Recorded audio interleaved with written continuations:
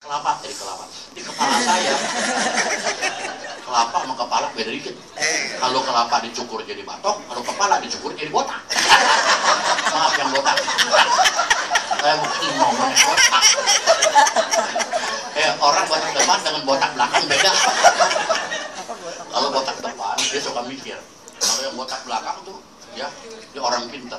Tapi kalau dari depan ke belakang botaknya dia pikir dia pinter. Ini hanya supaya saudara seneng, jangan sampai saudara longo. Ya, kalau terlalu serius mukanya kayak patung Gajah Mada. Saya mau buka akhir pekan. Ketawa. Semua begitu. Nah saudara, saya dibilang Pak Eko mulai hari ini tidak boleh sembahyang lagi. Iya Pak, ya saya kasih usir setan dalam nama Yesus. Saya tulis nama siapa lagi? Saya pikir banyak di Alkitab, nggak bisa, hanya satu nama. Amin saudara. Amin. Nggak usah banyak-banyak. Mau minta siapa? Kuasanya mana yang lebih hebat? Kalau dewa ada yang kuasa lebih tinggi, lebih ada. Dia mah Yesus satu, penguasa tertinggi. Nah di situ, saudaraku. Nah besokannya nih, saya pikir kan pendetanya nggak ada ini. Ya, saya bersihin. Masa dalam besok begitu, saya bersihin, saya sembahyang. Apa yang saya lihat? Roh setan. Saudaraku, begitu saya ditumpang tangan. Saya pertama penglihatan dari setan, iblis. Iblis dari surga kan dulunya. Ya. Sekarang saya dikasih Tuhan. Jadi saya ditambahin jadi 1000 watt. Dulu 100 watt melihat dewa ya dewa. Sekarang bisa beda. Saya lihat siapa kamu? Asap hitam-hitam begitu. Saya dewa. Kamu bukan dewa. Kamu keluar di tempat ini. Saya dewa. Yang kamu sembah tidak, saya katakan. Saya ingat dalam nama Yesus engkau pergi. Saudaraku, baru pertama saya belum dibaptis. Tuhan bilang diberinya kuasa supaya menjadi anak Allah. Punya kuasa, saya usir setan. Pergi semuanya, saudaraku. Udah pergi. Udah. Mama saya, kok kenapa lu? Bilang setan-setan. Ma, yang kita sembahyang ini setan semua, Ma. Mama nggak tahu kita dibohongin. Lo yang setan. Ma, ini setan, Ma. Saya punya pemunjangan tuh bagus, saudara. Ya, kayu jati itu bikin orang ada duit mau apa juga bagus. Mejanya, ukurannya, panjangnya.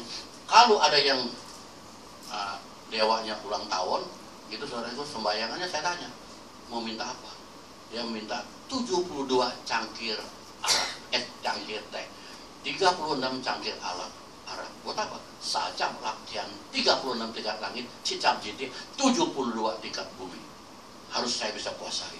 Oh, begitu. Buahnya juga minta 36 macam buah. Saudaraku, sampai buah kaleng, buah apa udah saya kasih semua. Pokoknya buah aja. Sekarang banyak sih ya di itu.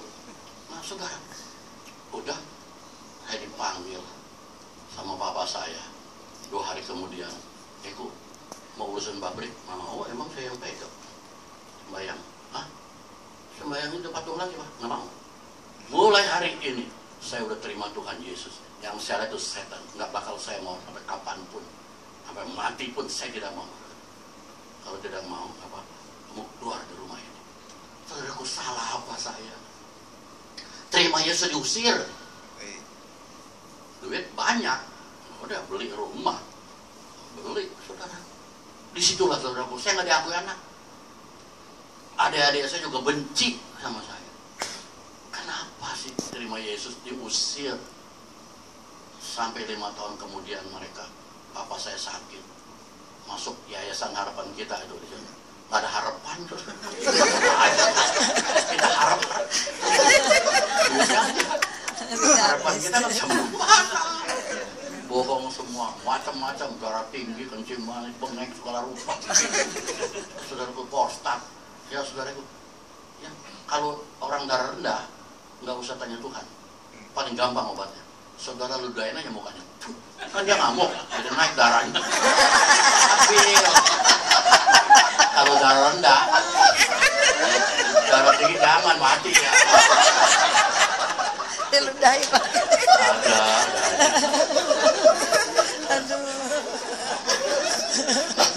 Saudara, saya pindah, saya bilang saya minta 2 minggu. Saya pindah. Langsung saya pindah, saudara itu.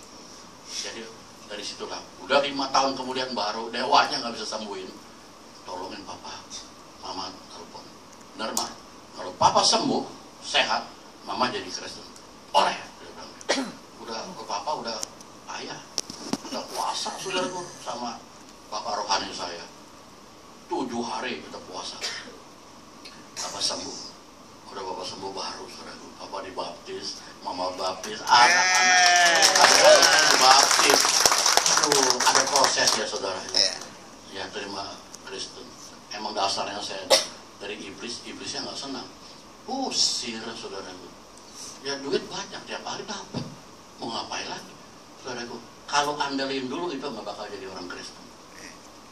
Nggak bakal saudara. Untuk hidup dunia makanya itu orang senang kalau hidup dunia. Mau apa? Kekuasaan ada. Ada dewa yang tolong kita, dijerumuskan kita. Ya akhirnya kemana saudara? Kita masuk neraka. Tuhan tidak ciptakan neraka untuk manusia, untuk si iblis. Tapi manusia ikuti si iblis, nah dibawa ke sana sama dia. Iya kan? Nah inilah saudara. Maka itu kita harus ingat siapakah diri kita. Saudara tahu kita ini siapa? Kita dicipta menurut gambar dan rupa Allah. Artinya saudaraku, waktu Allah menciptakan manusia, beranak cuculah kamu, penuhilah bumi. Artinya berkuasa atas bumi. Berarti kita petadan-petadan Allah, kita punya karakter seperti Allah, dan juga kita punya turunan-turunan itu seperti Allah. Bumi penuh dengan karakter Allah, tapi nyatanya tidak. Saudaraku, sulit orang mempercaya kepada Allah. Apalagi zaman sekarang, saudaraku, di Belanda aja udah nggak ada gereja, ya, dijual-jualin. Coba saudaraku bayangkan, sebenarnya ini firman Tuhan ini tidak ada satupun saudaraku yang seperti ini. Sebab agama dengan Kristen berbeda. Agama dari manusia datang pada Allah. Kalau saya tolong orang fakir miskin, janda-janda, bikin rumah ibadah, dosa saya diampuni. Itu kan mereka semua. Saya menyiksa diri, nggak makan barang berjiwa, tok baca mantra, nanti saya ke surga. Saudaraku, bukan, jasa tidak mungkin bisa menebus dosa. Tapi Kristen dari surga datang ke dunia Yesus untuk menderita. Saudaraku, di sini bedanya. Dan kita diberikan kekuasaan. Mereka nggak berikan kita kekuasaan. Diberi kuasa seperti Allah. Tubuh kita bait Allah. Saudaraku, roh yang ada dalam diri kita itu punya kuasanya luar biasa. Makanya saudaraku, kalau kita hanya jadi orang Kristen, tidak sungguh-sungguh menghayati itu kebenaran firman Tuhan, kita nggak jadi apa-apa. Dukun aja bisa santet, dukun aja bisa. Saya punya dewa-dewa bisa. Sekiranya dewa itu hebat saudaraku, roh dalam diri kita lebih besar. Kita lupa bahwa kita mempunyai karakter, kemampuan, dan kita dibuat menurut gambar dan rupa Allah. Kita mempunyai 2 tubuh, saudara. Tubuh jasmani dan tubuh rohani. Kisah 15 ayat 40. Coba. Kisah 15. Saya kalau pondok mengalir aja nih, saudara. Kisah 15 ayat 40. 40. Apa dikatakan? Jika ada tubuh jasmani, ada tubuh rohani. Coba. Apa gitu? Tetapi Paulus memilih Kisah 15 ayat 40. Ayat 40. Oh, salah. 41. Coba bentar. Tapi Paulus 40. Oh, 1 Korintus 15. Maaf. 1 Korintus 1 Korintus 15 ayat 40. Korintus 15. Jika ada tubuh rohani, ada tubuh Ada tubuh surgawi dan ada tubuh duniawi. Tetapi kemuliaan tubuh surgawi lain daripada kemuliaan tubuh duniawi. Ada tubuh surgawi, ada tubuh duniawi. Saudaraku, yang mempunyai tubuh surgawi hanya satu orang Kristen. Di luar Kristen tidak ada. Di luar Kristen dunia ini orang mati. Saya bersaksi demi Yesus, saya katakan orang mati. Kenapa? Waktu pertama Allah berkata di Taman Eden, Adam jangan makan buah pohon. Pada hari kau makan kau pasti mati. Kata mati pertama dikatakan oleh Allah. Mati bukan berarti Adamnya mati. Putus hubungan. Kalau kita lampu nih putus hubungan dengan PLN, jadi gelap. Ya saudara, jadi pada hari kau makan kau pasti mati. Mati gak? Tidak, Adam sampai umur 900 tahun. Ya saudara, itu gak mati. Maka itu Yesus melanjutkan di Matius 8, saudaraku, coba kita lihat ya. Di Matius 8 ayat 21-22. Seorang lain, yaitu salah seorang muridnya, berkata kepadanya, Ya. Tuhan, izinkanlah aku pergi dahulu menguburkan ayahku. Tetapi Yesus berkata kepadanya, ikutlah aku, dan biarlah orang-orang mati menguburkan orang-orang mati mereka. Amin. Saya maunya sebetulnya di sini supaya saudara yang nggak bawa Alkitab ya, bisa baca ke gereja nggak bawa Alkitab.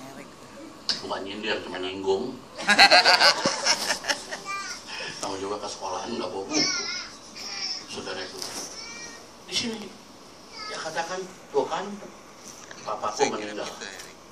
Aku mau kubur Tuhan, biarlah orang-orang mati menguburkan orang-orang mati mereka. Orang-orang yang mati rohani kubur orang yang mati jasmani. Saudara, coba begitu hebatnya Yesus memberi keterangan tentang kehidupan roh. Jadi orang dunia itu mati semua roh. Agama apapun juga mati cara. Di luar aku kamu tidak bisa berbuat apa. Akulah jalan dan kebenaran dan hidup. Tidak seorang bisa datang pada Bapa kalau tidak melalui aku. Ini kata-kata kemutlakan firman Tuhan. Tidak hanya satu yang bisa ke surga. Maka kalau ada saudara, anak saudara kita yang belum mama Bapak, lu coba usahakan supaya mereka menerima Yesus. Kelihatannya baik, kelihatannya benar, kelihatannya sabar. Tapi kalau rohnya bukan roh kudus, nggak akan bisa. Nantinya akan terjadi sesuatu. Saudara, nah di sini biarlah orang-orang mati rohani menguburkan orang-orang yang mati jasmani. Ini saudaraku luar biasa. Tuhan memberikan kita pengertian. Di sini lagi dikatakan apa? Yohanes 11 ayat 25-26. Yohanes 11 ayat 25-26. Bangkitan dan hidup. Barang siapa percaya kepadaku, ia akan hidup walaupun ia sudah mati. Dan setiap orang yang hidup dan yang percaya kepadaku tidak akan mati selama-lamanya. Percayakah engkau akan hal ini? Saudara, perkataan ini Yesus, setiap orang yang percaya padaku dia akan hidup walaupun dia sudah mati. Akulah kebangkitan dan hidup. Karena siapa percaya padaku Tuhan, dia akan hidup walaupun dia sudah mati. Jadi di dunia ini dunia orang mati roh. Di luar Kristus, saudara, di jalanan, tukang becak, tukang semua mati. Hari ini saudara baru terbuka rahasianya. Mati semua. Barang siapa percaya padaku, dia akan hidup walaupun dia sudah mati. Mati rohnya. Dibaptis, terima Yesus, hidup. Baru bisa ke surga. Omong kosong kalau bukan Kristus bisa ke surga. Biarpun saudaraku, dia bilang apa?